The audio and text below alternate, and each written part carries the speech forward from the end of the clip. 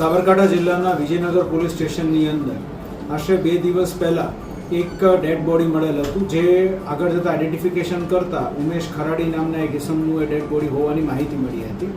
અને એની ઉપરના જે ગળાના નિશાનો હતા, જે ઇન્જરીના એના, એ જોતાં શંકાસ્પદ લાગતું હતું, જેથી પોલીસ દ્વારા તાત્કાલિક આ બનાવની ગંભીરતાને ધ્યાનમાં રાખીને સ્થળ પર ડીવાયએસપી પીઆઈ દ્વારા વિઝિટ કરીને અને ફોરેન્સિક પેનલ પીએમ કરાવવામાં આવ્યું. અને ફોરેન્સિક પેનલ પીએમનો જે રિપોર્ટ આવ્યો તેના આધારે એવું નક્કી થયું કે આ કોઈ વ્યક્તિ દ્વારા આનું ગળું દબાવીને અને ત્યારબાદ ત્યાંથી મારીને અને ઢસડીને આની લાશ જે છે એ બીજી જગ્યાએ ફેરવવામાં આવી છે.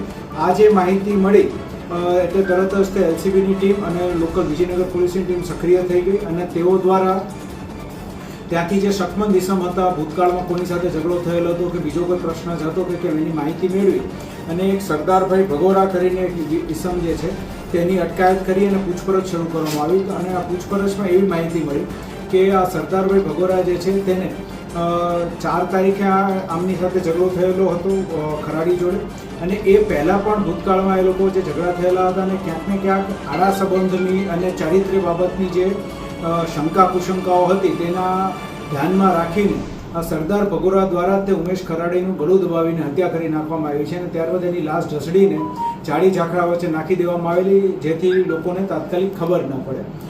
પોલીસ દ્વારા ઉમેશ ખરાડીની હત્યા કરનાર સરદાર ભગોરાની અટકાયત કરવામાં આવી છે.